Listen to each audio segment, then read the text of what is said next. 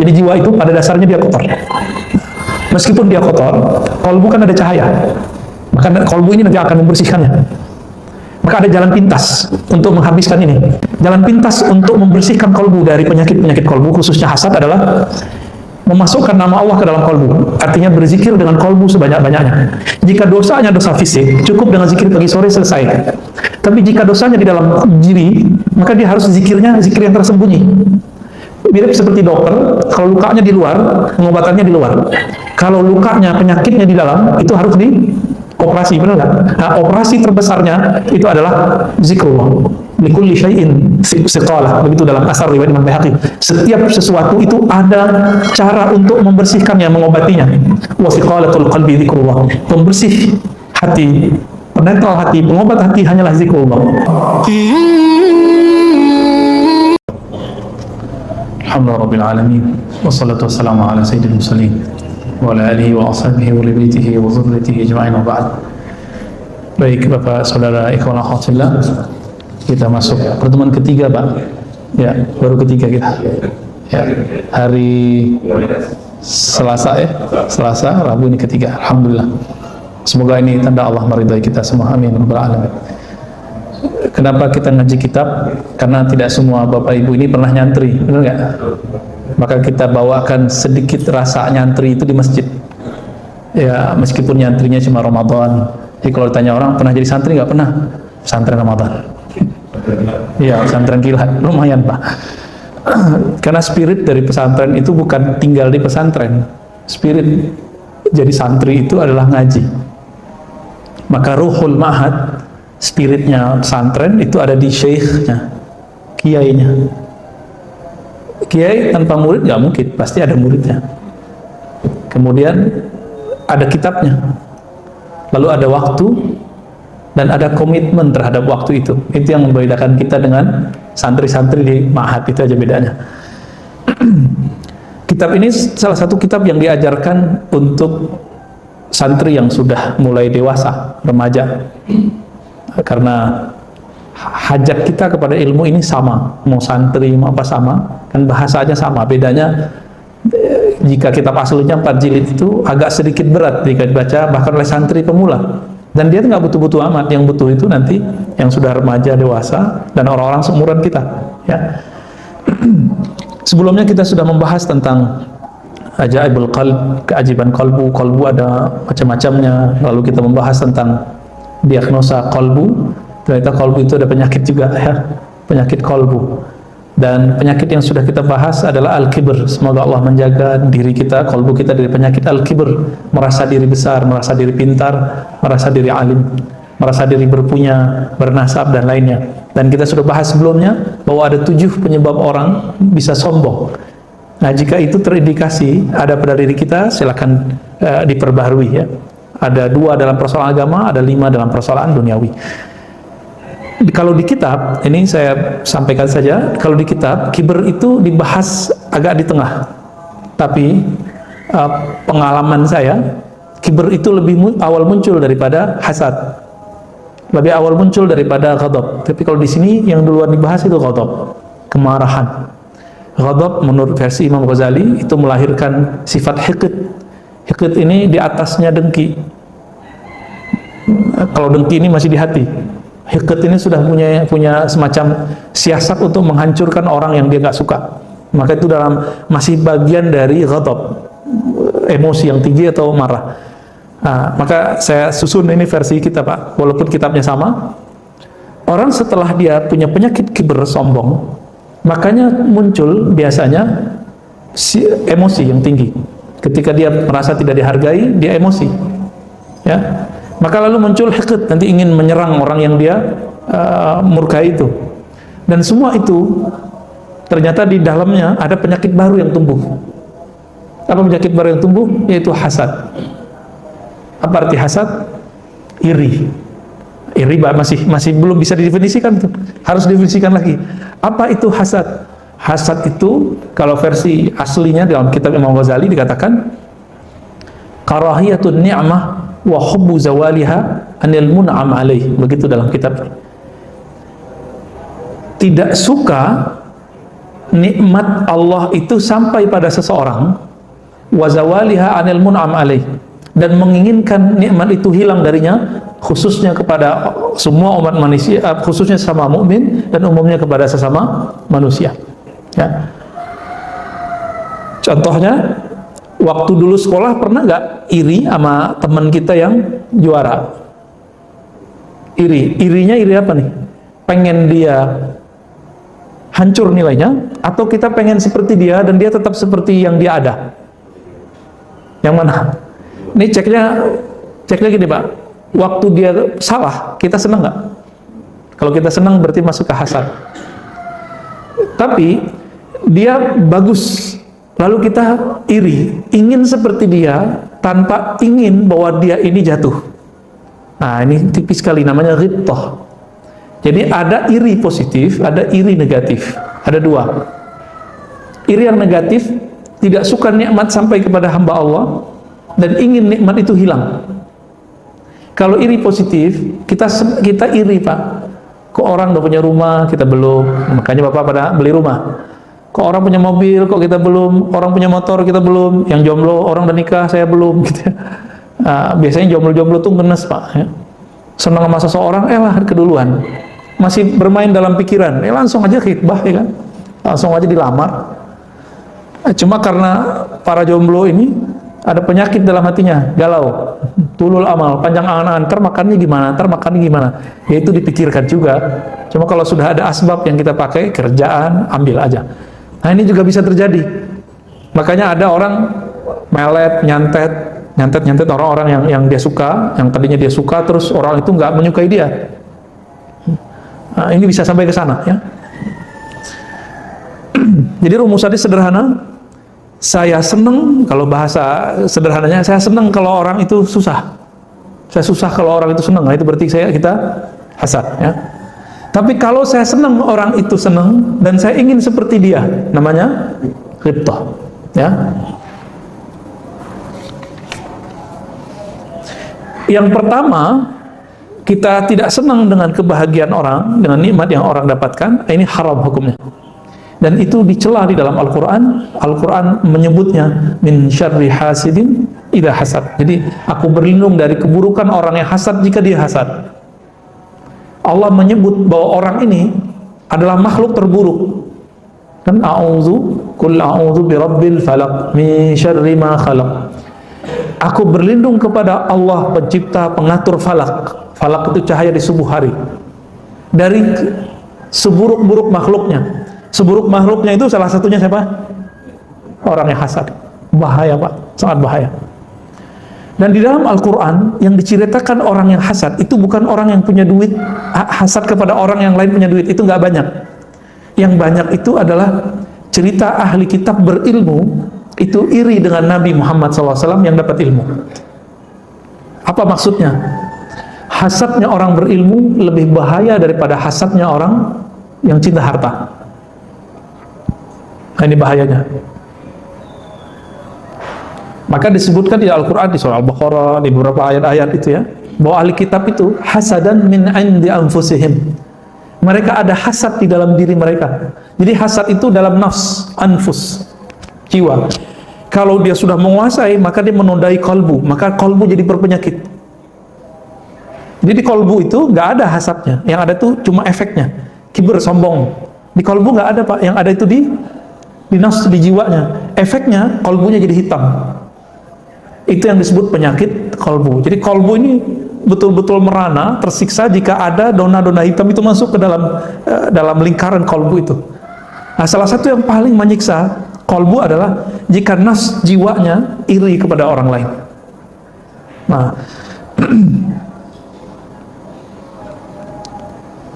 di dalam Al-Quran itu juga disebutkan surat Al-Imran misalnya, in tamsaskum hasanatun tasu'hum wa in tusibkum sayyi'atun yafrahu biha wa in tusibkum sayyi'atun yafrahu biha. Jika kamu mendapatkan kebaikan, itu membuat mereka merasa kamu sakiti. Jadi orang hasad itu nggak perlu kita sakiti Pak. Kita dapat nikmat aja jadi tersakiti. Gimana tuh? Oleh karena itu, Bapak Saudara Allah, jangan sering-sering menampilkan nikmat yang Allah berikan. Jadi jangan posting kalau beli mobil baru, ya, nggak usah posting punya rumah baru, nggak usah Pak. Posting kalau lagi ke tempat yang baru, itu bikin nyesek orang, karena tidak semua orang seberuntung Bapak ini. Kecuali kita sharing untuk orang-orang yang menjadi murid kita misalnya, supaya mereka termotivasi, itu boleh-boleh aja.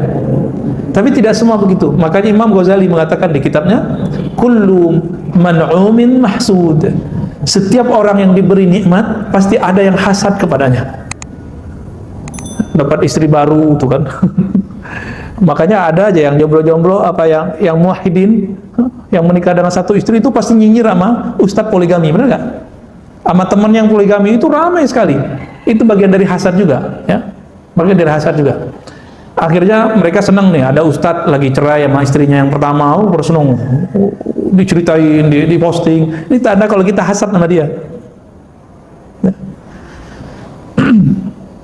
Adapun dalam persoalan duniawi, Bapak Saudara Allah, rasa iri tadi, lalu membuat kita pengen seperti dia, lalu kita bersaing, itu boleh-boleh aja. Dalam masalah ukhrawi, kita melihat ada orang yang baik, lalu kita pengen seperti dia, itu bagus, nggak apa-apa, ya. Makanya di Quran itu ada fi dzalika falyatanafasil mutanafisun, ya, surah Mutaffifin, ya. Dan dalam hal itu maka silakanlah kalian bersaing, ya, bersaing yang positif. Kalau dalam hadis kita menemukan la hasada illa fisnatain, hadis Bukhari Muslim. Tidak boleh hasad kecuali dalam dua hal. Kita nggak boleh iri sama orang kecuali dua hal. Berarti iri positif, ya. Coba lihat Al-Quran, Sunnah mengajarkan ada yang positif dari iri. Pertama, rajulun atahullahu al-Quran. Ada orang yang Allah berikan ilmu terhadap Al-Quran, fayatluhu ana al-laili wa ana an-nahar. Lalu dia membacanya siang dan malam. Dia mempelajarinya siang dan malam. Bapak kalau ngelihat ada orang baca kitab bahasa Arab gundul, iri nggak Pak? Harus iri Pak. Kalau nggak iri, ya berarti nggak ada hasad yang positif dalam diri kita. Saya melihat iri itu sudah lama. Semenjak umur 10 tahun, saya melihat guru saya bisa baca kitab, yang dibaca kitab Al-Hikam. Ada perasaan terpendam dalam hati, pengen baca di kitab. Gimana caranya? Pas kita lihat kayak cacing Pak. Ini ada barisnya nih. Kayak cacing. Dulu kitab-kitab jadul lebih parah dari ini. Tulisannya rapat, kecil-kecil. Dan nggak ada titik komanya. Kalau ini sudah ada komanya, dia dikasih oleh si pentahkiknya, ya, editornya. Jadi kitab jadul itu titik dan komanya fa dan waw. Ada fa, waw, koma, itu sama dengan titik koma, atau summa, atau amma ba'du. Dulu nggak ada titik koma. Kalau kita melihat ada orang bisa berzikir setiap hari, dia punya guru mengajarkan dia zikir, kita iri nggak? Ini dia belajar zikir apa sih? Ini contoh nih, mohon maaf ya, antara azan dan iqamat itu ngapain? Bengong berzikir. Zikir apa? Ya zikir aja, nggak jelas gitu. Orang kalau dia punya guru zikir, itu gurunya akan bimbing dia, nih baca. Oh hadisnya kan banyak Ustaz. Iya sebanyak itu hadis. Bingung nggak milih yang mana? Nah di situ perlunya ada guru. Biasanya kalau sudah ada guru, kita akan istiqomah mengamalkan satu zikir sampai zikir itu berbuah, baru pindah ke zikir berikutnya. Harus iri sama orang begitu, iri yang positif. Sedangkan ahli kitab itu iri kepada Nabi. Nabi diberikan Al-Quran oleh Allah wahyu, tapi tidak membuat dia ingin meniru Nabi, tapi malah ingin menghancurkan Nabi. Iri yang kedua, yang boleh, ya. Rajulun atahullahu malan. Seseorang yang Allah berikan harta, fa yatasaddaq bihi ana al-laili wa ana an-nahar. Lalu orang ini berinfak, membelanjakan hartanya di jalan Allah baik siang ataupun malam. Nah, ada satu makna mengenai apa makna siang dan malam. Membaca Quran, membaca kitab, berzikir siang dan malam, bersedekah siang dan malam. Apa artinya? Ternyata dalam beberapa makna di kitab disebutkan beramal di siang itu maksudnya ketika orang melihat dalam keramaian, sedangkan pada malam hari itu maksudnya beramal ketika orang tidak melihat. Nah, ini yang perlu kita iri. Jadi orangnya itu dia baca Quran di sini, di masjid ataupun di rumah sama ramainya, sama rajinnya. siang dan malam, ketika banyak orang siang hari, ataupun ketika orang tidur di malam hari. Nah, orang itu yang perlu kita iri ya. Maka bersedekah juga begitu. Jadi kalau kita nama kita diketahui orang bersedekah, itu berefek ya Pak? Menaikkan status rohani nggak di sisi Allah? Enggak. Jadi perlu nggak nama kita disebut kalau kita sedekah? Hah? Nggak perlu. Kecuali Bapak punya perusahaan jualan CSR, terus pengen namanya dimasukin ke dalam daftar ya, mungkin kalau marketing. Tapi niat kan sudah nggak benar. Karena niatnya nggak benar, innamal a'malu binniyat wa innamal likulli imri'in ma nawa. Apa yang diniatkan ini pasti terjadi. Saya bantu orang niatnya supaya laku yang saya jual, akan Allah buat laku, tapi setelah itu dia tidak dapat apa-apa di akhirat. Baik. Apa yang membuat orang bisa hasad? Di sini ada banyak ya, tapi belum buat rumusannya. Ada 1, 2, 3, 4. Ada 4 Pak. Ini yang paling besar. Pertama, al-adawatu wal baghdha, permusuhan dan kebencian. Nah, kalau ini biasa. Yang kedua, ta'azzuz. Ta'azzuz ini merasa diri itu mulia, merasa diri pantas, yang lain nggak pantas.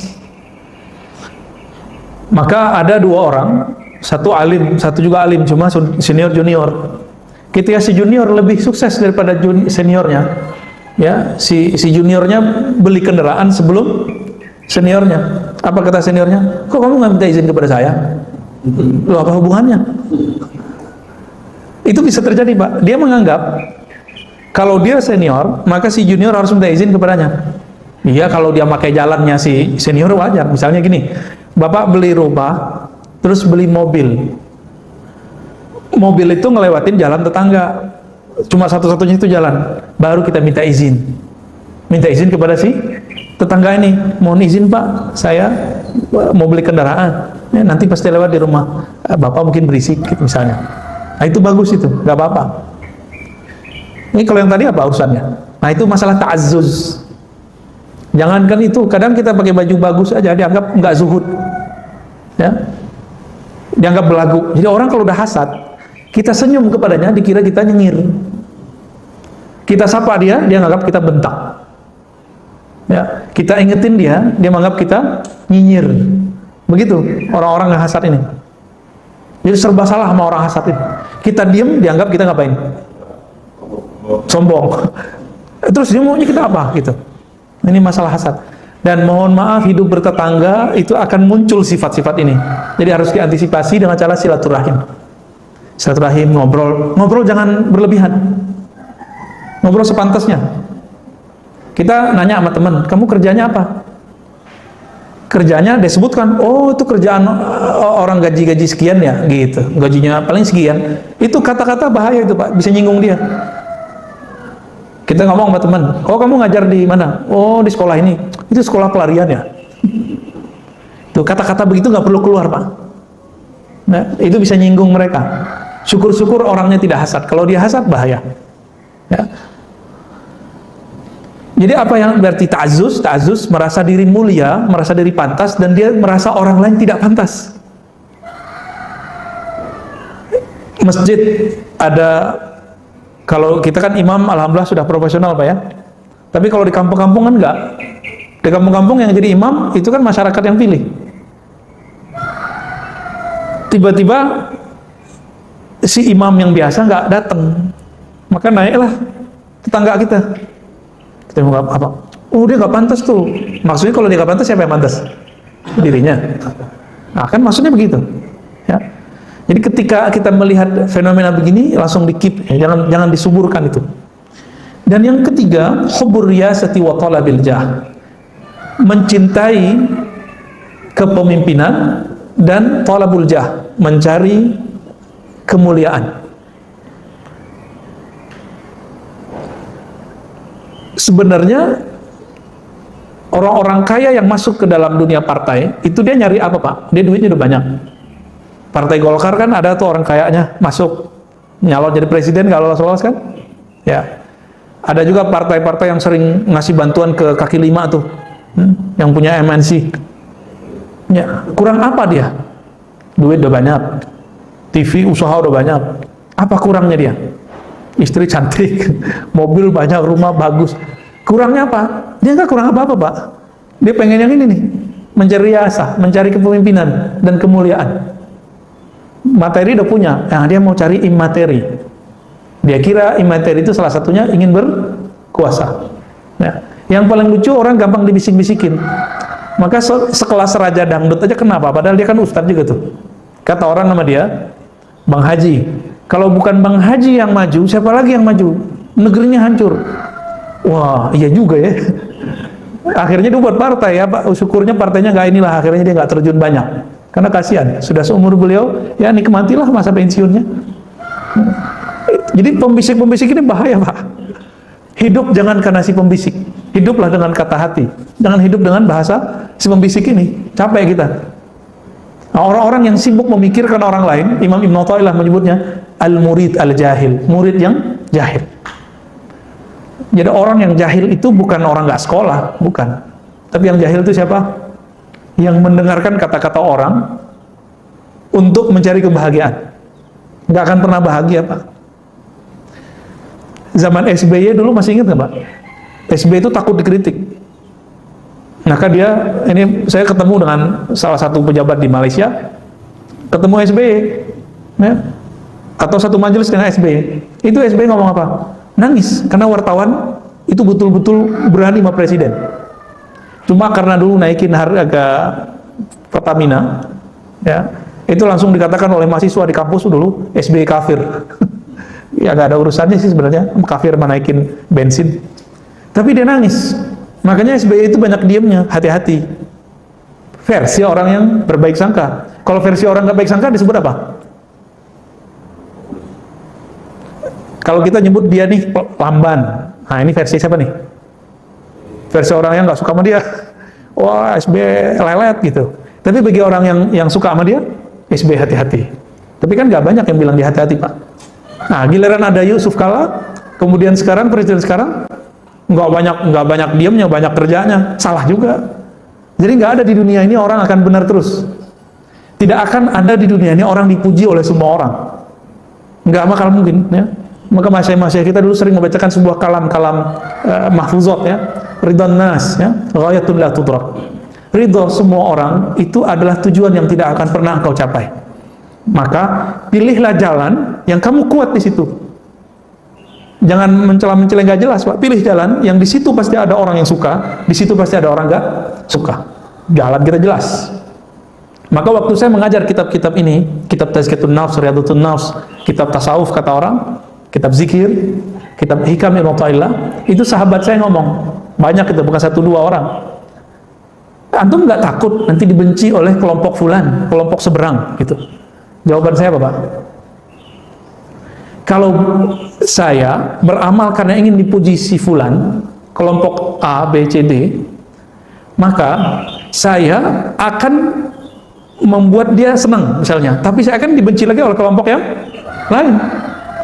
Nggak mungkin saya disukai semua orang. Jadi saya memilih sekarang untuk siap dibenci dan siap juga disukai. Suka, ada orang yang suka ilmu tentang Tazkiyatun Nafs ini, Riyadhutun Nafs ini. Ada yang nggak suka, nggak apa-apa. Para orang bilang kita ngedongeng, nggak apa-apa, biarin aja. Ada orang bilang ahli bid'ah, syubhat, itu resiko, Pak, resiko di jalan Allah. Dan salah satu ciri-ciri pejuang di jalan Allah, la yakhafuna laumata laim. Tidak takut dicaci orang-orang yang mencaci. Kenapa? Itu kan biasa aja, jalan aja. Maka kalau pengurus masjid, betul harus dengerin orang dalam rapat, tapi jangan kebanyakan rapat, Pak, banyak kerja aja. Di masjid itu kok banyakan rapat, nggak banyakan rapatnya, nggak ada kerjanya ntar. Di mana-mana begitu. Ya, kantor aja kalau banyak rapatnya itu nggak ada jadi. Rapat tuh sedikit aja, yang banyak kerjanya. Kalau kita rapat, pasti kita disalahin orang, dikritik orang, oh berubah lagi. Ya. Bi'ayyakuna munfaridan 'adiman nazari ghaira musyarakin fil manzilah. Nah, orang-orang ini yang ingin mencari popularitas, jabatan, mencari kemuliaan, ini nggak rela kalau ada orang mendapatkan kemuliaan itu. Kalau dia satu aliran, Mbak, kalau ini dalam keagamaan ya, jadi keagamaan ini bisa kena nih. Dai sama dai masih sepaham nih, ahli sunnah.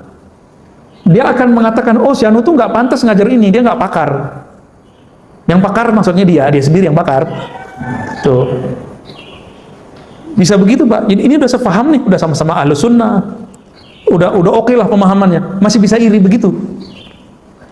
Apalagi kalau tidak sepaham. Kira-kira gimana? Satu Ahlus Sunnah manhaj akidahnya Asy'ariyah. Satu ngaku Ahlus Sunnah manhajnya Salafiyah. Oh, salame, Pak. Salame itu. Si Asy'ari bantah Salafi, si Salafi ngata-ngatain Asy'ari, begitu terus. Dia nggak rela si Salafi ini naik, sebagaimana si Salafi nggak rela si Asy'ari ini naik. Begitulah terus. Apalagi muncul Sufi, merasa nggak pantas. Apalagi nanti ada nih cara-cara untuk menjatuhkan dia, beda pilihan politik. Maka antum lihat aja sekarang di YouTube habaib dengan habaib tengkar.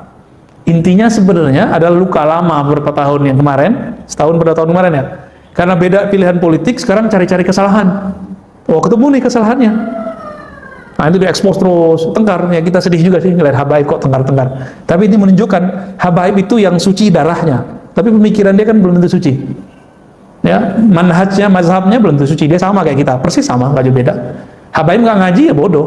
Habaib ngaji ada pada dua kebaikan. Udah habib, berilmu, dua manzilahnya, manzilatani. Kalau kita kan dapat satu doang, Pak. Nah, cuma kalau rohani kita bagus, bisa jadi kita pewaris rohani. Mereka juga pewaris jasmani. Lebih kekal yang mana jasmani sama rohani? Rohani.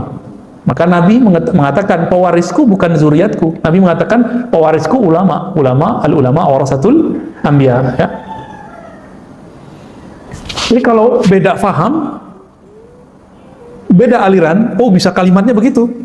Syubhat, ahli bid'ah, sesat. Bisa begitu, Pak. Udah sering lihat ya di YouTube ya? Pasti sering lihat begitu, ya. Kalau dia sefaham, tapi beda popularitas, nanti paling mau jatuh-jatuhin. Nah, ini agak sedih kita ngelihatnya, ya. Dan yang terakhir, penyebab orang bisa hasad, khabathun nafs wa syuhuha bil khair li ibadillah. Ini yang paling parah. Emang pada dasarnya hatinya busuk gitu kalau bahasa Indonesianya. Tapi kalau terjemahan harfiahnya, jiwanya itu kotor. Khabathun nafs wa syuhuha bil khair li ibadillah. Dan rasa kikirnya yang pelit terhadap hamba Allah, bihaitsu yashuqqu alaihi ayyusafa indahu husnu hali 'abdin fi ma'uniyama alaihi. Dia susah menerima kalau ada orang mendapatkan kebaikan. Seorang dai, seorang artis, itu nyesek, Pak, si public figure ini. Kalau melihat si artis atau public figure atau si ustadz yang lain itu populer muncul, nyesek bagi dia. Ini ciri-cirinya, ya. Makanya mereka betul-betul jor-joran untuk menghabiskan dirinya, untuk membuat followernya senang, ya. Nauzubillah min dzalik.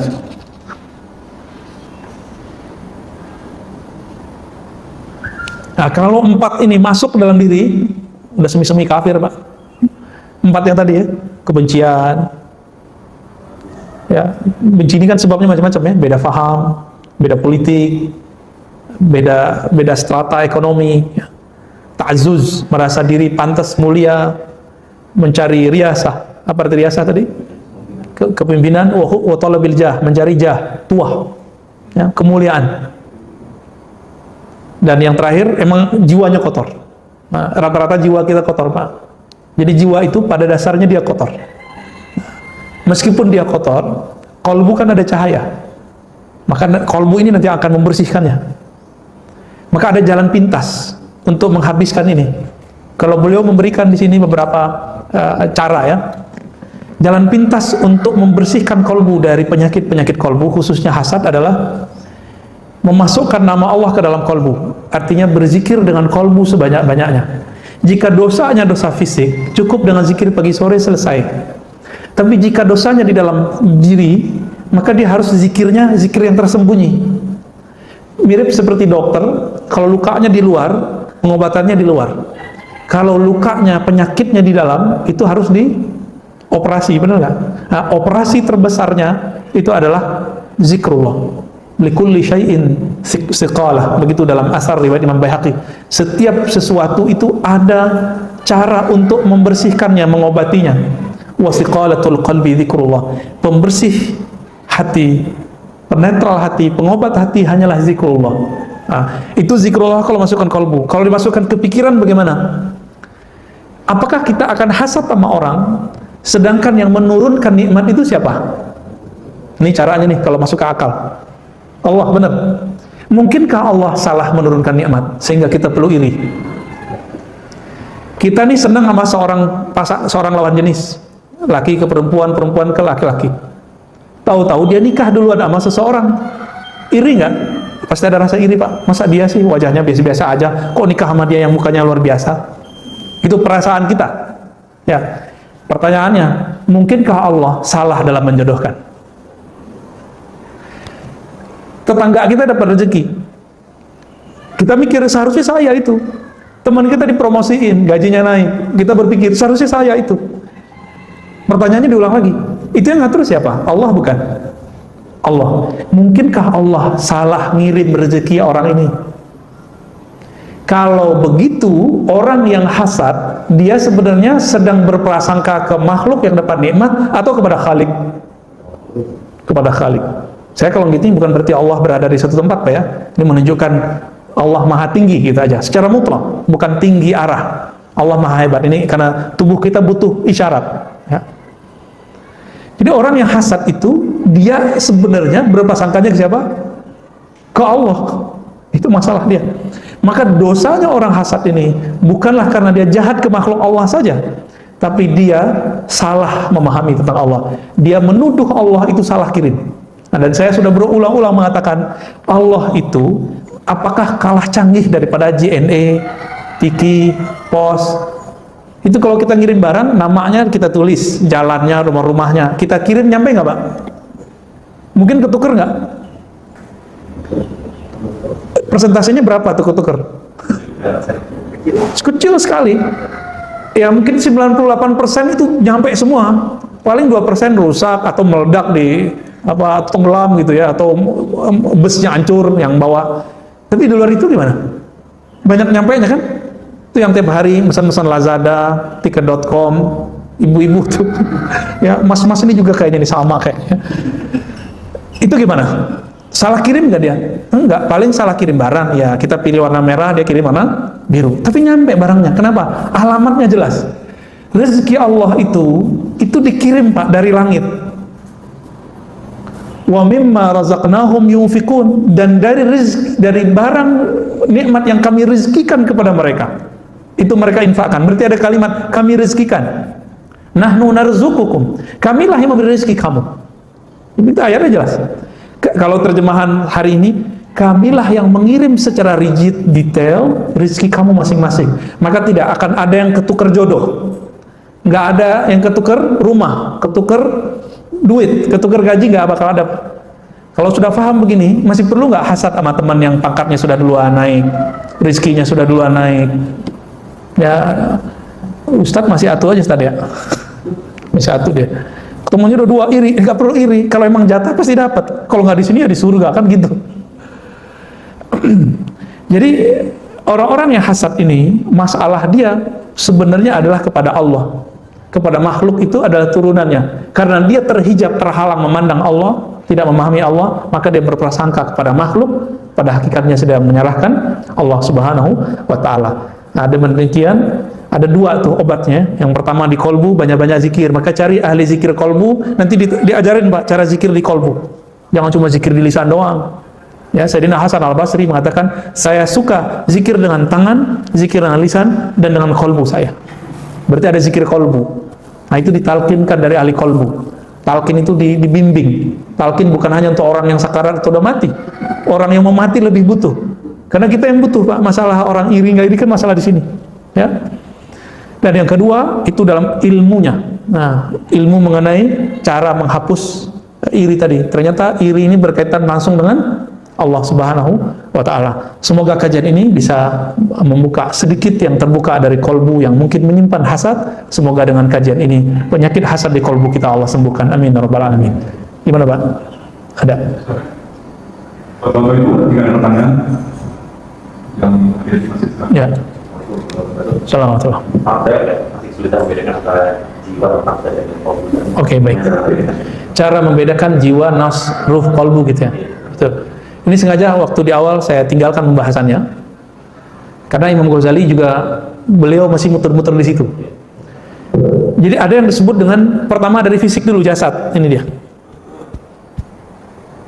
Jasad kita ini mempunyai energi, energinya mirip dengan binatang. Energi itu ada pada apa? Ada pada nafs, disebut jiwa. Bahasa Indonesianya jiwa. Disebut sukma, disebut juga diri. Tapi diri ini diri bagian luar itu dia. Ya.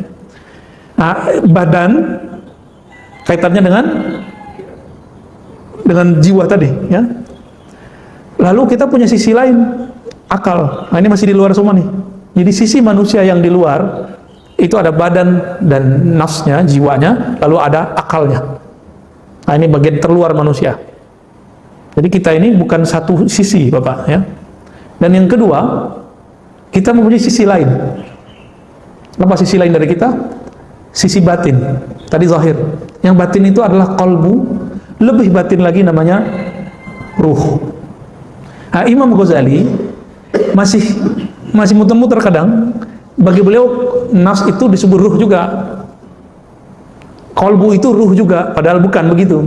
Ya, di zaman itu beliau baru bisa menjelaskan sedetail itu. Nah, di zaman ini kita sudah bisa menjelaskan lebih detail dari Imam Ghazali, ya. Beliau bisa sampai ke sana udah keren, ya. Kenapa? Karena ruh itu min amrillah, ruh itu amrullah, ya, urusan Allah, hembusan Allah. Maka ruh ini tidak mati. Kalau nafs, jiwa, mati deh. Oleh karenanya di dalam Al-Quran yang wafat, yang mati itu nafs apa ruh? Kullu nafsin za'iqatul maut. Itu Mumtaz, Pak. Kullu nafsin, setiap nafs, nggak ada ayatnya kullu ruhin. Cuma ulama sebelum kita sebagian mengartikan nafs itu ruh, itu kelirunya. Jadi ulama bisa keliru juga, tapi itu nggak apa-apa. Dulu bahasanya baru bisa sampai ke sana, gitu.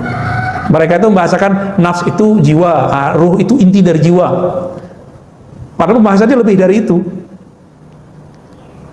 Jadi yang mati cuma nafs. An-nafs ini kadang punya karakter binatang, disebut dengan an-nafs al-ammarah.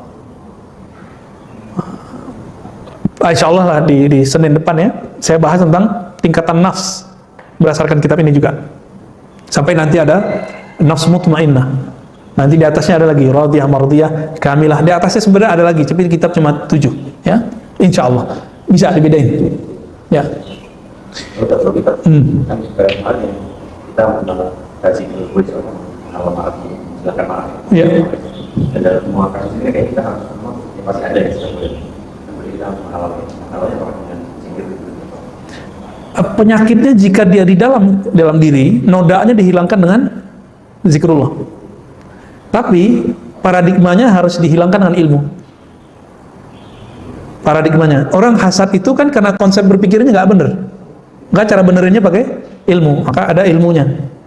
Tapi bekas yang ada di kolbu, kan dia setiap kali kita dosa itu kan ada hitam di kolbu, itu cara ngilanginnya apa?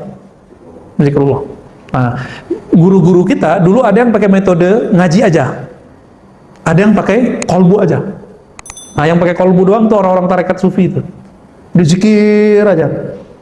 Kalau berhasil baru hilang irinya. Tapi faktanya nggak juga, banyak orang tarekat hari ini iri-iri juga, Pak. Contohnya, ada rebutan jadi mursyid, rebutan jadi wakil talqin, gurunya meninggal rebutan siapa yang gantiin gurunya, itu kan berarti belum beres di kolbunya. Kenapa?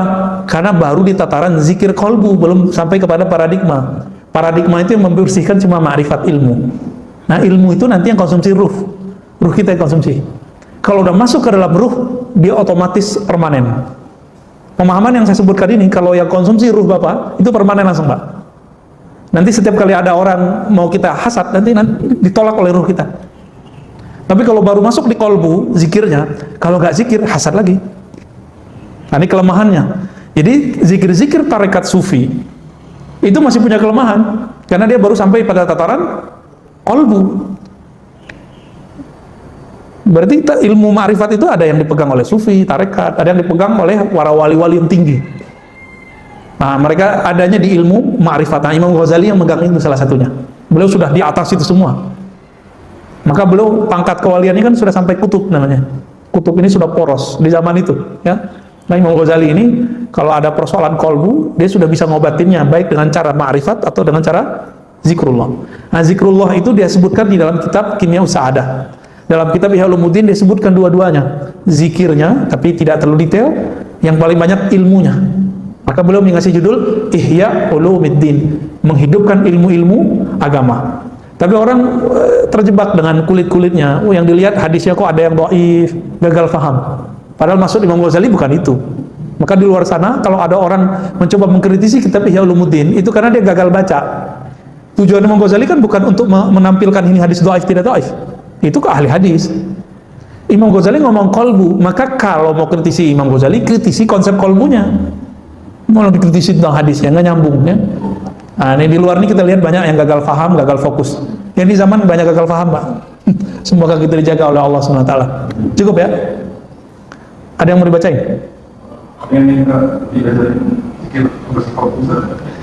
Kalau ada ahli zikir di kampung yang nonton, ahli zikir bersanad ya, silakan belajar ke beliau.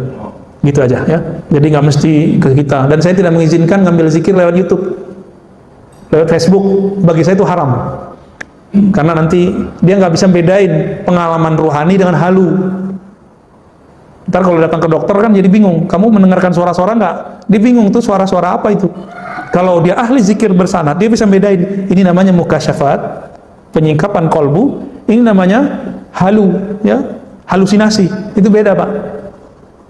Nah, dan kita sudah ketemu beberapa orang yang berzikir lewat YouTube. Kan di YouTube banyak ijazah-ijazah, nggak jelas sumbernya dari mana. Sekarang udah separuh-separuh gila.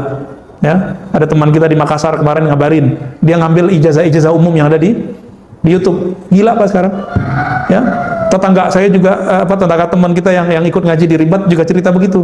Ya nih teman kita ngaji lewat YouTube, zikirnya diamalin. Udah gini aja, kalau belum ketemu guru zikir, nggak usah zikir dulu deh, ngaji aja. Ya, ngaji aja. Karena zikir itu wajib ada pembimbingnya. Orang manah aja ada pembimbingnya biar nggak salah panah. Zikir itu lebih dahsyat dari mana, Pak? Orang kesurupan cukup dibacain nama Allah di sini dia sembuh langsung. Itu kalau zikirnya oke di kolbunya. Kenapa ada orang meruqyah pakai baca Quran nggak sembuh-sembuh? Karena di kolbunya pembaca Quran ini belum masuk nama Allah dan kalam Allah itu. Tapi kalau kolbunya sudah masuk nama Allah, dia datang aja udah sembuh itu orang kadang. Kalau enggak juga ditepuk, kalau enggak ya diapain kayak gitu. Sembuh Pak biasanya. Kalau di kolbunya sudah masuk nama Allah. Nah kalau enggak nanti jadi aneh ya. Jadi tolong jangan belajar zikir lewat YouTube, lewat sosmed. Belajar zikir langsung ke ahli zikir. Karena zikir itu tempatnya di kolbu, harus datang ke ahli kolbu, bukan di kolbu YouTube. Ya, nggak ada kolbu YouTube Pak. Udah ya. Saya rasa cukup teman-teman karena Allah. Insya Allah jika umur panjang kita lanjutkan di Senin depan. Besok mungkin dengan Ustadz Zulfikar ya. Jadi, baik. Nasallallahu alaihi wal afiyah lana wa liwalidina wa limasyaikhina wa lisairil muslimin wal muslimat. Subhanakallahumma wa bihamdika asyhadu an la ilaha illa anta astaghfiruka wa atubu ilaik. Sallallahu alaihi Muhammad. Assalamualaikum warahmatullahi wabarakatuh.